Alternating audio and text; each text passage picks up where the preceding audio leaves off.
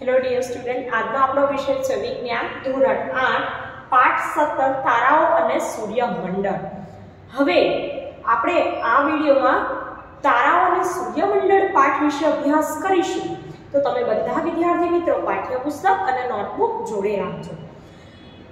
તારાઓ વિશે તમે શું જાણો છો? તમે કોઈ દિવસ રાત્રે આકાશ તરફ નજર કરી છે? તમે કહેશો હા, બરાબર ને?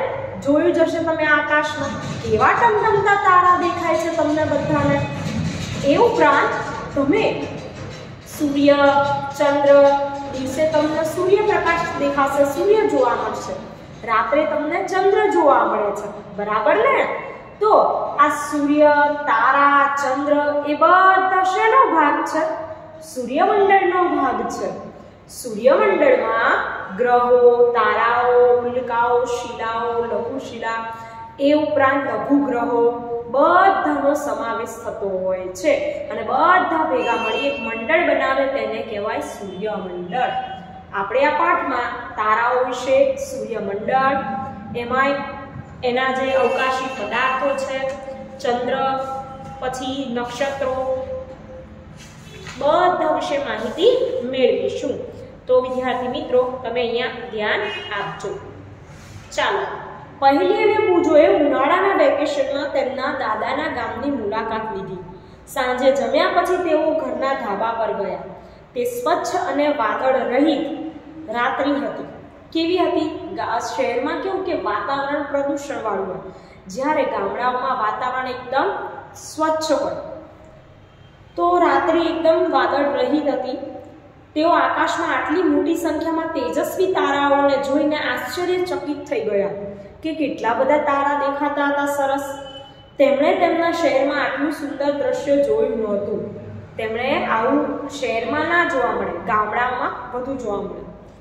પહેલીને આશ્ચર્ય થયું કે ગામડાનું આકાશ મોટા શહેરોના આકાશથી આટલું જુદું કેમ હતું। તેના દાદાએ સમજાવ્યું કે શહેરમાં તેજસ્વી પ્રકાશ, ધુમાડા અને ધૂળના લીધે મોટા શહેરોનું આકાશ ભાગ્યે જ સ્વચ્છ હોય છે। એટલે કે આ મોટા મોટા શહેરો છે એનું આકાશ ભાગ્યે જ સ્વચ્છ જોવા મળે। જ્યાં તેજસ્વી પ્રકાશ ન હોય તથા વાતાવરણ સ્વચ્છ હોય ત્યાં રાત્રિ આકાશને નિહાળવું એક લાભો છે। એટલે કે તેજસ્વી પ્રકાશ ન હોય અને વાતાવરણ સ્વચ્છ હોય ત્યાં રાત્રિ આકાશને નિહાળીએ એ પણ એક શું છે વિદ્યાર્થી મિત્રો? લાભો છે। ઘેરી અંધારી તથા સ્વચ્છ રાતે આકાશને જુઓ। તમે સમગ્ર આકાશમાં પથરાયેલા કેટલાક તેજસ્વી તો કેટલાક ઓછા તેજસ્વી અગણિત તારાને જુઓ। શું તે બધા ઝબૂકે છે? તો હા, તમને એવું લાગશે। ઘણી વસ્તુ એવી હશે કે જે ઝબૂકતી નથી, બરાબર? તો જે વસ્તુ ઝબૂકતી નથી, ચમકતી નથી, તે ગ્રહો છે અને જે ઝબૂકે છે તે તારાઓ છે। રાત્રિ આકાશના સૌથી તેજસ્વી પદાર્થ એ ચંદ્ર છે। યાદ રાખજો કે રાત્રિ આકાશ હોય, બરાબર, એમાં સૌથી તેજસ્વી પ્રકાશ કયો? તો પ્રકાશિત તો ચંદ્ર છે રાત્રિ દરમિયાન।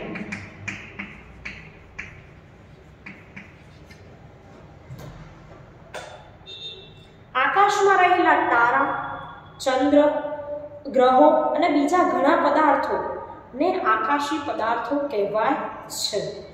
હવે આકાશી પદાર્થો એટલે શું? તો આકાશમાં જોવા મળતા જે પદાર્થો છે એને કહેવાય આકાશી પદાર્થો।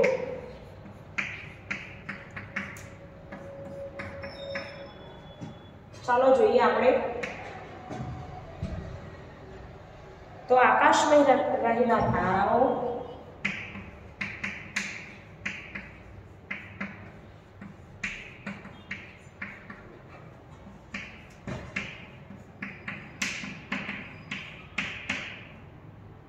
તારા, ગ્રહો, ચંદ્ર,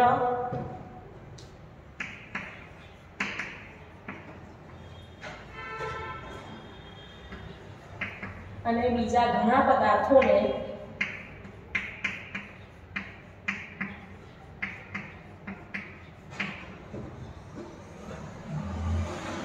આકાશી પદાર્થો કહે છે।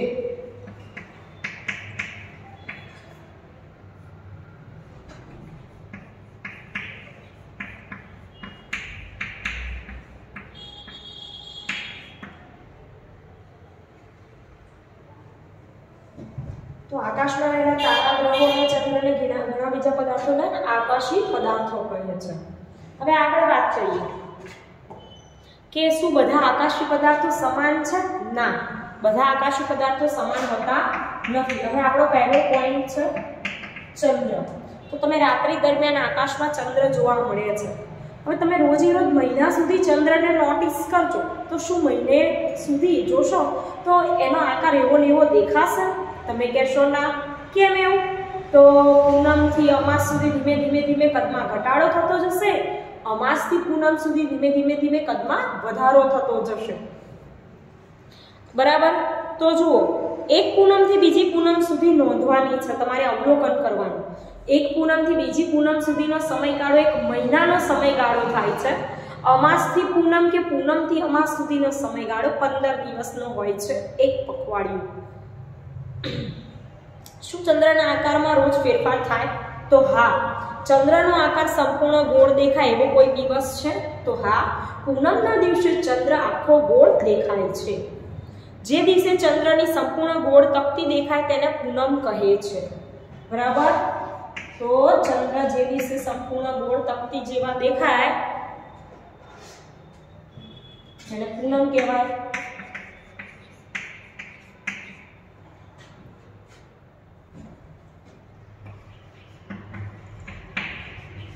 જે દિવસે ચંદ્રની સંપૂર્ણ ગોળ તકતી દેખાય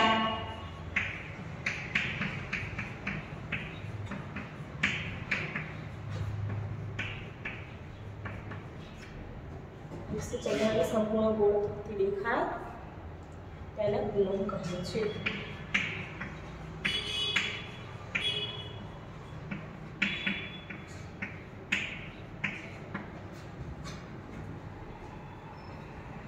બરાબર? હવે આગળ જોઈએ. ત્યારબાદ ચંદ્રના તેજસ્વી ભાગનું કદ પાતળું, વધુ પાતળું થતું જણાય છે. ધીમે ધીમે તેજસ્વી ભાગનું કદ હોય કેવું થતું જાય? પાતળું, અને પછી સાવ ઘટતું જાય. 15મા દિવસે ચંદ્ર દેખાતો નથી અને 15મો દિવસ થશે એટલે અમાસ કહેવાશે, જ્યારે ચંદ્ર દેખાશે નહીં. બરાબર? પછીના દિવસે ચંદ્રનો એક નાનકડો ભાગ આકાશમાં દેખાશે. ફરી પાછો ધીમે ધીમે થોડી લીટી લીટી આકારનો ચંદ્ર બનતો જશે, પછી થોડો ઘટતો થતો જશે અને પૂનમ આવશે. અમાસ પછી જ્યારે પૂનમ આવે ત્યારે આખો ગોળ થઈ જાય. હવે જો ચંદ્રનો એક નાનકડો ભાગ આકાશમાં દેખાય તેને અર્ધવલયાકાર ચંદ્ર કહે છે. ફરીથી પ્રતિદિન ચંદ્ર મોટો થતો જાય છે. 15મા દિવસે ફરીથી આપણે પૂર્ણ ચંદ્ર દેખાય. તો ચંદ્રના તેજસ્વી ભાગના મહિના દરમિયાન દેખાતા જુદા જુદા આકારને ચંદ્રની કળાઓ કહે છે. ચંદ્રની કળાઓ એટલે શું? તો મહિના દરમિયાન, મહિનો છે, મહિનામાં એક પૂનમ એક અમાસ આવે. બરાબર? પછી જ્યારે પૂનમ આવે ત્યારે એક મહિનો પૂરો થાય, પૂનમથી પૂનમનો. તો એ જે તેજસ્વી ભાગના મહિના દરમિયાન દેખાતો જુદો જુદો જે આકાર છે ચંદ્રનો, આવી રીતે પછી ધીમે ધીમે ઘટ થતો જાય, બરાબર, વધતો જાય અને છેલ્લે આખો ગોળ બની જાય, તો એને કહેવાય છે ચંદ્રની કળાઓ. એક પૂનમથી બીજી પૂનમ સુધીનો સમયગાળો 29 દિવસથી થોડો વધારે હોય છે. ઘણા કેલેન્ડરમાં તેને એક મહિનો કહેવાય. તો યાદ રાખજો, પૂનમથી પૂનમ મહિનો. ઘણા પાછા આમાં કન્ફ્યુઝ થઈ જાય. પૂનમથી અમાસ 15 દિવસ.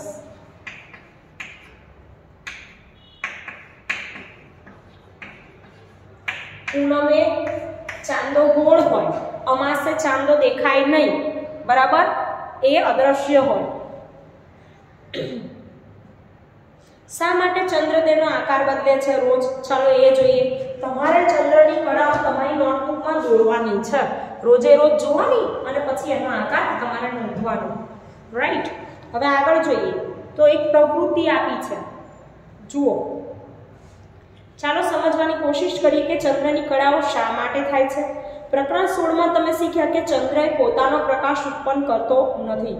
જ્યારે સૂર્ય અને તારાઓ કરે છે, એટલે કે સૂર્ય અને તારાઓને પોતાનો પ્રકાશ છે, ચંદ્રને પોતાનો પ્રકાશ નથી.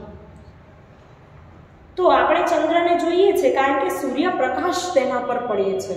હવે આકૃતિ આપેલી છે જુઓ, સૂર્ય, તો સૂર્યના લીધે ચંદ્ર પર જે પ્રકાશ પડે છે, બરાબર, એ જોવાનું તમારે કે આપણી તરફ પરાવર્તિત થાય. આપણે એટલા જ માટે ચંદ્રનો એ જ ભાગ જોઈએ જે ભાગ પરથી સૂર્યપ્રકાશ આપણા તરફ પરાવર્તિત થાય. એટલે કે સૂર્યપ્રકાશનો જે ભાગ ચંદ્ર પર કિરણો પડે છે એ કિરણો પરાવર્તનથી આપણી આંખમાં પહોંચે અને એટલો જ ભાગ જેટલો પ્રકાશિત હોય એટલો જ આપણે જોઈ શકીએ છીએ. હવે જો પ્રવૃત્તિ આપી, એક મોટો દડો લો અથવા ઘડો લો, તેને અડધો સફેદ અડધો કાળો રંગી લો. તમારા બે મિત્રોની સાથે રમતના મેદાન પર જાઓ. જમીન પર 2 મીટર જેટલી ત્રિજ્યાનું વર્તુળ દોરો. આકૃતિ 17.4માં દર્શાવ્યા મુજબ વર્તુળના 8 સરખા ભાગ કરો. કેટલા સરખા ભાગ કરવાના છે? 8 સરખા. વર્તુળના કેન્દ્ર પર ઊભા રહો. તમારા મિત્રને વર્તુળના જુદા જુદા બિંદુ પર દડો પકડી રાખવાનું કહો. જુઓ આકૃતિ આપેલી છે, વચ્ચે આવી રીતે મિત્ર આજુબાજુ ટક્કર રાખવાના, પછી જુદા જુદા એમાં ફરવાનું મિત્રને કહેવાનું. દડાનો સફેદ ભાગ હંમેશા સૂર્ય તરફ રહે તે રીતે રાખવાનું કહો. સફેદ ભાગ છે હંમેશા ક્યાં રહેવો જોઈએ? સૂર્યની તરફ. જો તમે આ પ્રવૃત્તિ સવારમાં કરવાના હો તો દડાનો સફેદ ભાગ પૂર્વ તરફ રાખવાનો રહેશે, કારણ કે દડો સૂર્ય કઈ દિશામાં ઉગે છે? પૂર્વ દિશામાં ઉગે. આથમે કઈ દિશામાં? પશ્ચિમ દિશામાં. અને જો આ પ્રવૃત્તિ બપોર પછી કરવાના હો તો દડાનો સફેદ ભાગ પશ્ચિમ તરફ રાખવાનો રહેશે.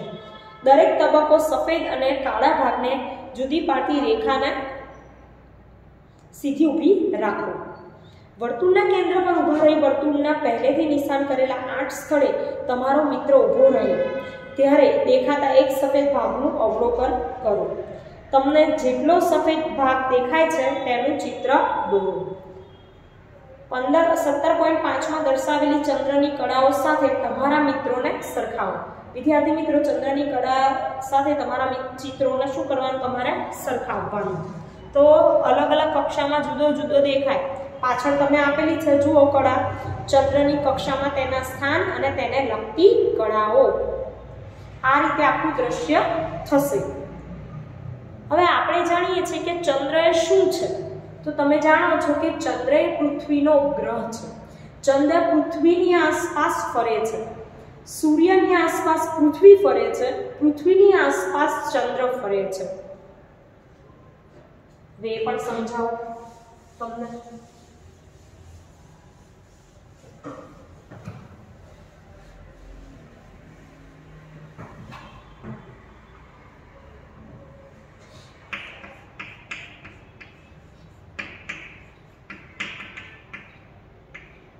ચંદ્ર, હવે આ હું દોરું છું, આ સૂર્ય છે આપણો.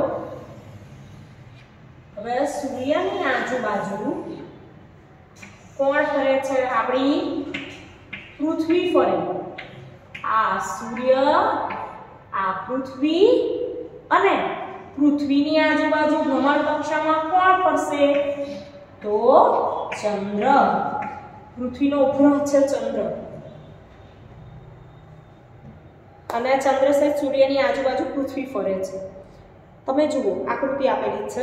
શું તમે હવે સૂર્ય, ચંદ્ર તથા પૃથ્વીના પૂનમ તથા અમાસના દિવસે એકબીજાની સંદર્ભે સ્થાનની કલ્પના કરી શકો છો? તો અંદર રેખાચિત્ર આપેલું છે, બરાબર. હવે અમાસ પછીના દરેક દિવસે પૃથ્વી પર દેખાતા ચંદ્રના તેજસ્વી ભાગનું કદ ધીમે ધીમે વધતું જાય અને પૂનમ પછી ચંદ્રના સૂર્ય દ્વારા પ્રકાશિત ભાગનું કદ દરરોજ ઘટતું જાય છે. પૂનમ પછી ચંદ્રના કદમાં ઘટાડો જોવા મળશે. અમાસ પછી ચંદ્રના કદમાં વધારો જોવા મળે છે. હવે જુઓ કે જમીન પર લગભગ 1 મીટર વ્યાસનું એક વર્તુળ દોરો. તમારા કોઈ મિત્રને કેન્દ્રમાં ઊભા રહેવાનું કહો.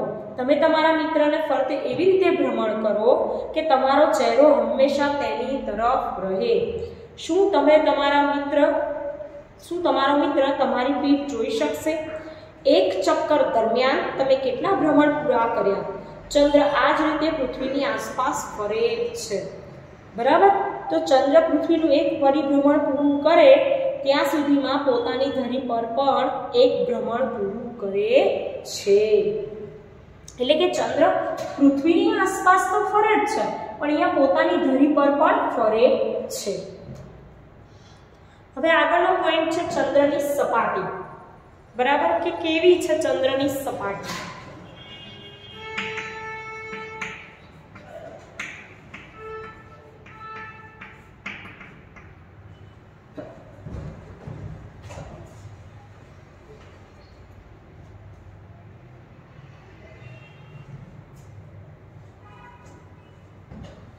વિદ્યાર્થી મિત્રો, કવિતાઓ તથા વાર્તાકારો માટે ચંદ્ર એક રસપ્રદ વસ્તુ છે, પણ જ્યારે અવકાશ યાત્રીઓ ચંદ્ર પર ઉતર્યા હોય ત્યારે તેમણે જોયું કે ચંદ્રની ધરતી તો ધૂળથી ભરેલી અને ઉજ્જળ છે.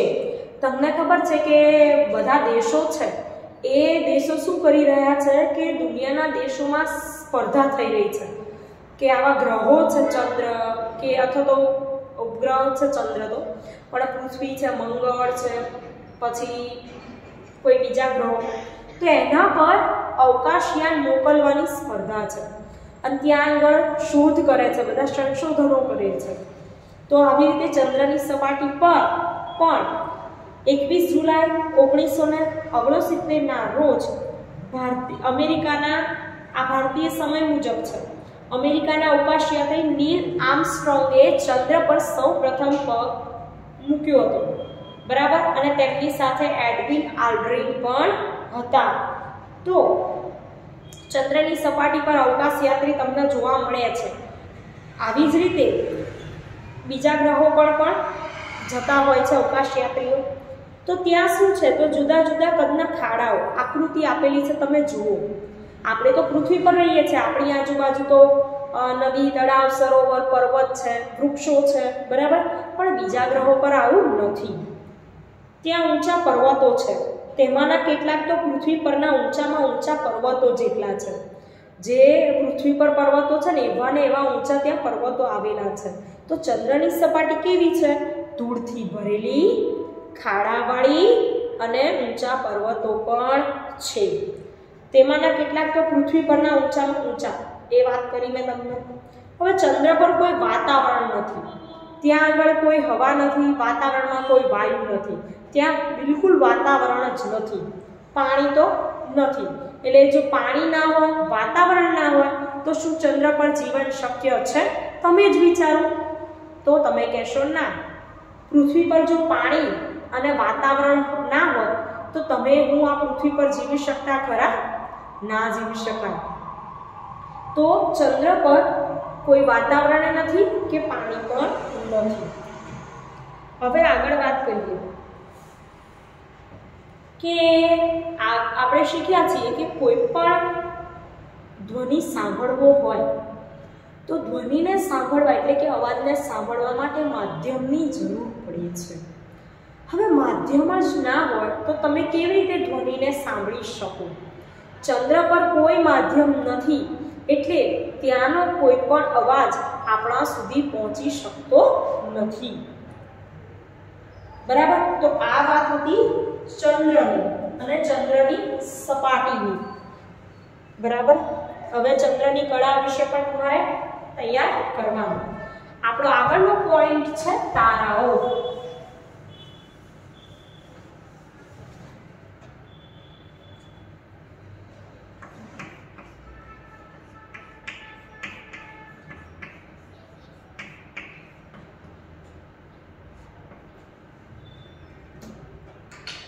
બીજા કયા પદાર્થો રાત્રિ આકાશમાં તમે જુઓ તો એની વાત કરી તારાઓ. આકાશમાં મોટી સંખ્યામાં તારાઓ આવેલા હોય છે. બરાબર, હવે અંધારી રાત્રે મોટા શહેરથી દૂરના સ્થળે ધ્યાનપૂર્વક અવલોકન કરો. શું બધા તારાઓ તેજસ્વી છે?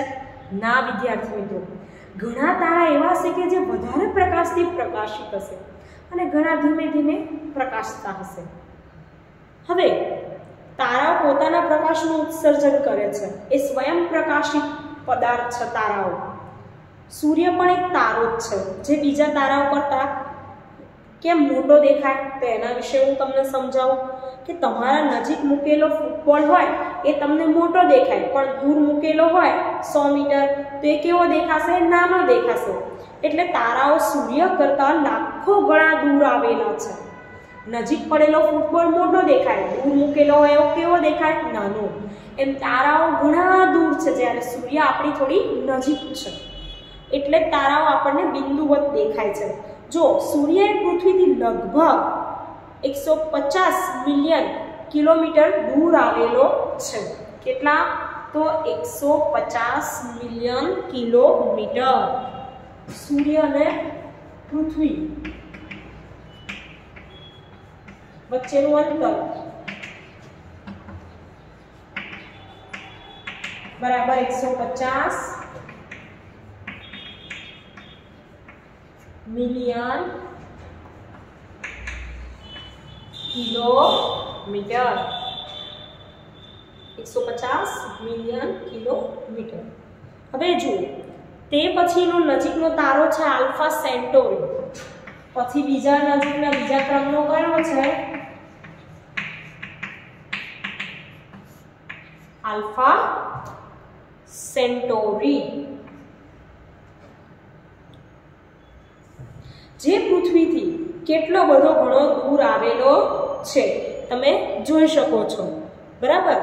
તો આ કિલોમીટર આટલું બધું લાંબુ લખ્યું છે, જે કેટલા મીંડા છે? શૂન્ય ગણો આપણે તો 1 2 3 4 5 6 7 8 9 10 11 12 13 શૂન્ય છે 4 ની પાછળ. તો આ કિલોમીટર આટલા બધા દૂર આવેલો છે. હવે આને આપણે કિલોમીટરમાં સરળતાથી વાંચી શકીએ નહીં, તો એને દર્શાવવા માટે એકમ કયો છે? જ્યારે બે ગ્રહો વચ્ચે કે અવકાશીય પદાર્થો વચ્ચે મોટું અંતર હોય એને માપવા માટે એકમ વપરાય છે પ્રકાશ વર્ષ. શું વપરાય એકમ? પ્રકાશ વર્ષ. જેમ કિલોમીટર મીટર એકમ છે એમ પ્રકાશ વર્ષ પણ એકમ છે. તે પ્રકાશ વડે એક વર્ષમાં કપાયેલું અંતર છે કે એક વર્ષમાં પ્રકાશ કેટલું અંતર કાપે એ. હવે યાદ રાખો, પ્રકાશની ઝડપ પ્રતિ સેકન્ડ કેટલી છે? તો તમે જોઈ શકો 3 લાખ કિલોમીટર છે. એટલે સૂર્યના પૃથ્વીથી અંતરને 8 પ્રકાશ મિનિટ જેટલું કહી શકાય. કેટલી મિનિટ જેટલું? તો વિદ્યાર્થી મિત્રો 8 પ્રકાશ મિનિટ જેટલું કહી શકાય. આલ્ફા સેન્ટોરીનું અંતર 4.3 પ્રકાશ વર્ષ જેટલું. હવે આ તો વાત થઈ કે તારાઓની, અને એમાં આપણે જાણીએ, તમને એવો પ્રશ્ન પૂછાશે કે સૂર્ય એ શું છે? તો તમને આવડવું જોઈએ કે સૂર્ય એક તારો છે. બરાબર. હવે જુઓ કે આપણને શા માટે દિવસે તારાઓ દેખાતા નથી? તો દિવસ દરમિયાન સૂર્યનો પ્રકાશ એટલો બધો હોય છે કે તારાઓનો પ્રકાશ આપણે જોઈ શકતા નથી. આગળની વાત કરીએ કે તારાઓ તો દિવસ દરમિયાન પણ હાજર હોય છે. બરાબર. સૂર્યપ્રકાશના કારણે દેખાતા નથી. હવે આકાશમાં લગભગ 2 કલાક કેટલાક અગ્રણ્ય તારા કે તારાઓના જૂથનું નિરીક્ષણ કરો. તમે શું નોંધ્યું? તમારા સ્થાનમાં, તમે એમના સ્થાનમાં કોઈ ફેરફાર જોયો? તો તારાઓ છે પૂર્વથી પશ્ચિમ તરફ ખસતા હોય છે. તારા કઈ બાજુ ખસે? તો પૂર્વથી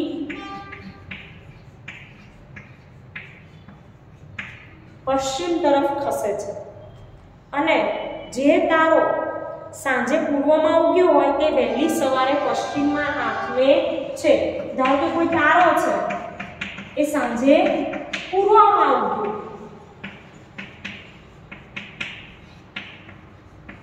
તો વહેલી સવારે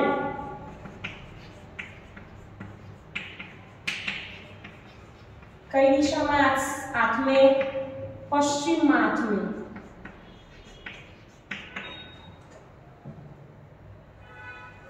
હવે તો તારાઓ છે પૂર્વથી પશ્ચિમમાં ખસતા દેખાય.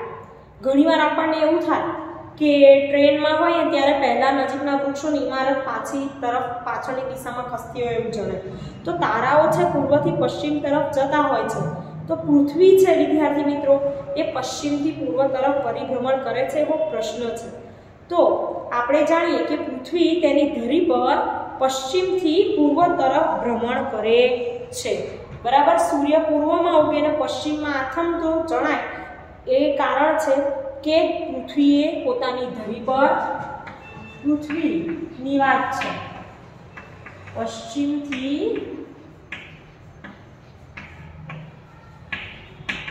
પૂર્વ તરફ ભ્રમણ કરે છે। તો આ વિડીયોમાં આપણે આટલા સુધી માહિતી રાખીશું। બીજી માહિતી આપણે આગળના વિડીયોમાં જોઈશું। Thank you.